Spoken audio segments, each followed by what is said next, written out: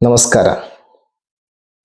ಇವತ್ತು ಸ್ತ್ರೀಯರ ಬುದ್ಧಿವಂತಿಕೆಯಿಂದ ಏನೆಲ್ಲ ಸಾಧ್ಯ ಆಗತ್ತೆ ಅನ್ನೋ ವಿಚಾರವಾಗಿ ಒಂದೆರಡು ವಿಷಯಗಳನ್ನು ನಿಮ್ಮ ಎದುರುಗಡೆ ಇಡೋಣ ಅನ್ನುವುದಾಗಿ ಬಂದಿದ್ದೇನೆ. ಸ್ನೇಹಿತರೆ, ಭೃಷಾಶ್ವ ಅನ್ನುವಂಥ ಒಬ್ಬ ರಾಜ ಇದ್ದ. ಆ ರಾಜನಿಗೆ ತುಂಬ ವರ್ಷಗಳ ಕಾಲ ಮಕ್ಕಳಿರಲಿಲ್ಲ. ಅವನ ಉದ್ದೇಶ ಏನಾಗಿತ್ತು ಅಂತಂದ್ರೆ, ಈ ಪೃಥ್ವಿಯಲ್ಲಿ ರಾಕ್ಷಸರ ಸಂಹಾರವನ್ನು ಮಾಡಬೇಕು. ಅದೊಂದೇ ಯೋಚನೆಯಲ್ಲಿ ಅವನು ತನ್ನ ಜೀವನವನ್ನೆಲ್ಲ ಕಳೆದ. ಆದರೆ ರಾಕ್ಷಸರನ್ನ ಕೊಂದು ಕಳೆಯುವಂತಹ ಪ್ರಯತ್ನ ಆಗಲೇ ಇಲ್ಲ. ಬಹಳಷ್ಟು ವರ್ಷಗಳ ಕಾಲ ಅವನು ಪ್ರಯತ್ನ ಪಟ್ಟ. ಆದರೆ ರಾಕ್ಷಸರನ್ನ ಕೊಂದು ಈ ಪೃಥ್ವಿಯಲ್ಲಿ ರಾಕ್ಷಸರೇ ಇಲ್ಲದಂತೆ ಮಾಡುವಂತಹ ಯತ್ನ ಅದು ಸಫಲ ಆಗಲಿಲ್ಲ. ಆವಾಗ ಅವನು ತಪಸ್ಸಿಗಾಗಿ ಹೊರಡುತ್ತಾನೆ. ಅನೇಕ ವರ್ಷಗಳ ಕಾಲ ತಪಸ್ಸನ್ನು ಮಾಡಿದ. ಕೊನೆಗೂ ಆ ತಪಸ್ಸಿಗೆ ಮೆಚ್ಚಿದಂತಹ ಬ್ರಹ್ಮದೇವರು ಪ್ರತ್ಯಕ್ಷನಾಗಿ ಏನು ಬೇಕು ಅನ್ನುವುದಾಗಿ ಕೇಳ್ತಾರೆ.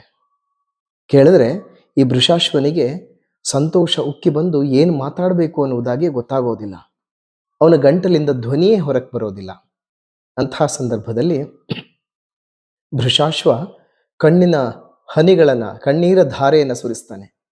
ಆವಾಗ ನಿನಗೆ 100 ಹೆಣ್ಣು ಮಕ್ಕಳನ್ನು ದಯಪಾಲಿಸ್ತೇನೆ ಅನ್ನುವುದಾಗಿ ಹೇಳಿ, ನೀನು ಏನು ಬೇಕಾದರೂ ಮಾಡ್ಕೋ ಈ ಹೆಣ್ಣು ಮಕ್ಕಳನ್ನು ಅನ್ನುವುದಾಗಿ ಹೇಳಿ ಬ್ರಹ್ಮದೇವರು ಮಾಯವಾಗಿ ಬಿಡ್ತಾರೆ. ಭೃಷಾಶ್ವ ಅನೇಕ ವರ್ಷಗಳ ಕಾಲ ತಪಸ್ಸನ್ನು ಮಾಡಿಕೊಂಡು ಏನು ಪಡೆದುಕೊಂಡು ಬಂದ ಅಂತಂದ್ರೆ 100 ಹೆಣ್ಣು ಮಕ್ಕಳನ್ನ ವರವಾಗಿ ಪಡೆದುಕೊಂಡು ಬಂದ. ಹಿಂತಿರುಗಿ ಅರಮನೆಗೆ ಬರ್ತಾನೆ. ಬಂದು ಹೆಂಡತಿಯಲ್ಲಿ ಹೇಳ್ತಾನೆ, ಹೀಗೆ ಅನೇಕ ವರ್ಷಗಳ ಕಾಲ ತಪಸ್ಸನ್ನು ಮಾಡಿದೆ, ಆದರೆ ನನಗೇನು ಬೇಕು ಅದನ್ನು ಪಡೆದುಕೊಳ್ಳಿಕ್ಕೆ ಆಗಲೇ ಇಲ್ಲ. ಪ್ರಾರಬ್ಧ ಹೇಗಿತ್ತೋ ಗೊತ್ತಿಲ್ಲ. 100 ಹೆಣ್ಣು ಮಕ್ಕಳನ್ನ ಬ್ರಹ್ಮದೇವರು ದಯಪಾಲಿಸಿದ್ದಾನೆ ಅನ್ನುವುದಾಗಿ ಹೇಳ್ತಾನೆ. ಯಾಕೆ ಹೀಗಾಯಿತು ಅನ್ನುವುದಾಗಿ ಅವಳು ಯೋಚನೆ ಮಾಡ್ತಾಳೆ. ಮತ್ತೊಮ್ಮೆ ಮೆಲುಕು ಹಾಕಿ ಬ್ರಹ್ಮದೇವರು ನಿನಗೆ ಏನು ಹೇಳಿದ್ರು ಅನ್ನುವುದಾಗಿ. ಆಗ ಮತ್ತಿನ್ನೇನಿಲ್ಲ, ಬ್ರಹ್ಮದೇವರು ತನ್ನ ಎದುರಿಗೆ ಪ್ರತ್ಯಕ್ಷನಾಗಿ ನಿಂತಾಗ ನನಗೆ ಏನು ಕೇಳಬೇಕು ಅನ್ನುವುದೇ ಅರ್ಥವಾಗಲಿಲ್ಲ. ನನ್ನ ಗಂಟಲಿಂದ ಧ್ವನಿಯೇ ಹೊರಕ್ಕೆ ಬರಲಿಲ್ಲ. ಆವಾಗ ಬ್ರಹ್ಮದೇವರೇ ತಾನಾಗಿಯೇ ನೀನು 100 ಹೆಣ್ಣು ಮಕ್ಕಳನ್ನು ಪಡೆದುಕೋ, ನೀನು ಏನು ಬೇಕಾದರೂ ಮಾಡು ಅವರಿಂದ. ಆಗ ಹೆಂಡತಿ ಯೋಚನೆ ಮಾಡ್ತಾಳೆ, ಹೌದಲ್ವಾ, ಏನು ಬೇಕಾದರೂ ಮಾಡು ಅನ್ನುವುದಾಗಿ ಹೇಳಿದ್ದಾರಲ್ಲ, ಅಂತಂದ್ರೆ ನಾವು ಏನು ಬೇಕಾದರೂ ಮಾಡ್ಬೋದು. ಈ ಪೃಥ್ವಿಯಲ್ಲಿ ರಾಕ್ಷಸರ ನಾಶ ಆಗುವಂತೆ ನಾವು ಈ ಹೆಣ್ಣು ಮಕ್ಕಳಿಂದ ಒಂದು ಪ್ರಯತ್ನವನ್ನು ಮಾಡಬಹುದಲ್ವಾ? ಹಾಗೆ ಯೋಚನೆ ಮಾಡಿದಂತಹ ಹೆಂಡತಿ ಕಾರ್ಯೇಶು ಮಂತ್ರಿ. ಅವಳ ಆ ಯೋಚನೆ ಮುಂದೆ ಎಂಥ ಒಂದು ದೊಡ್ಡ ಸಾಧನೆ ಆಗತ್ತೆ ಅಂತಂದ್ರೆ, ಸ್ನೇಹಿತರೆ, ಅವಳು ಹೇಳ್ತಾಳೆ, ಆ 100 ಹೆಣ್ಣು ಮಕ್ಕಳಲ್ಲಿ 50 ಹೆಣ್ಣು ಮಕ್ಕಳನ್ನ ಸಜೀವ ಬಾಣಗಳಾಗಿಯೂ ಮತ್ತು 50 ಹೆಣ್ಣು ಮಕ್ಕಳನ್ನ ಆ ಬಾಣಗಳನ್ನ ನಿಯಂತ್ರಿಸ್ತಕ್ಕಂತಹ ಅಧಿಷ್ಠಾತ್ರ ದೇವತೆಗಳನ್ನಾಗಿಯೂ ಪರಿವರ್ತಿಸೋಣ ಅನ್ನುವುದಾಗಿ. ಅದೇ ಪ್ರಕಾರವಾಗಿ ಆ ಭೃಷಾಶ್ವ ಹೆಣ್ಣು ಮಕ್ಕಳನ್ನು ಪಡೆದುಕೊಂಡ. ತನ್ಮುಖೇನ ಅವನು 50 ಬಾಣಗಳನ್ನು ಸಿದ್ಧಪಡಿಸ್ತಾನೆ. ಆ ಹೆಣ್ಣು ಮಕ್ಕಳು ಬಾಣಗಳಾಗಿ ಸಜೀವ ಶರಗಳಾಗಿ ಪರಿವರ್ತಿತವಾಗ್ತವೆ. ಅದರ ಅಧಿಷ್ಠಾತ್ರ ದೇವತೆಗಳು ಅಂದರೆ ಆ ಬಾಣಗಳನ್ನು ನಿಯಂತ್ರಿಸುವಂತಹ ಅಧಿಷ್ಠಾತ್ರ ದೇವತೆಗಳಾಗಿ ಇನ್ನೂ 50 ಹೆಣ್ಣು ಮಕ್ಕಳು.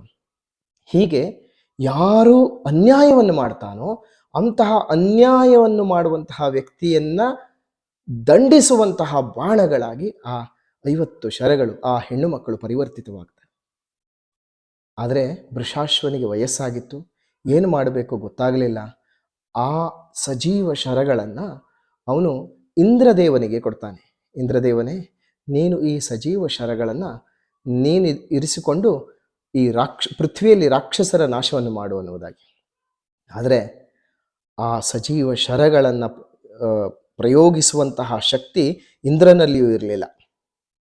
ಇಂದ್ರ ಯೋಚಿಸ್ತಾನೆ, ಸಾಕ್ಷಾತ್ ಪರಮೇಶ್ವರನೇ ಪರಮಾತ್ಮನೇ ಬಂದು ಪ್ರಯೋಗಿಸಿದರೆ ಮಾತ್ರ ಇದು ಸಾಧ್ಯ ಆಗ್ತದೆ, ಇಂದ್ರನಿಂದಲೂ ಸಾಧ್ಯ ಇಲ್ಲ ಅನ್ನುವುದಾಗಿ ಅವನು ಯೋಚಿಸಿ ಏನು ಮಾಡಬೇಕು ಅನ್ನುವುದಾಗಿ ಯೋಚಿಸ್ತಾ ಯೋಚಿಸ್ತಾ ಅವನಿಗೆ ಹೊಳೆದಂತಹ ಒಂದು ಉಪಾಯ ಏನು ಅಂತಂದರೆ, ಅವನು ಆ ಶರಗಳನ್ನು ವಿಶ್ವಾಮಿತ್ರ ಮಹರ್ಷಿಗಳಿಗೆ ತೆಗೆದುಕೊಂಡು ಬಂದು ಕೊಡ್ತಾನೆ.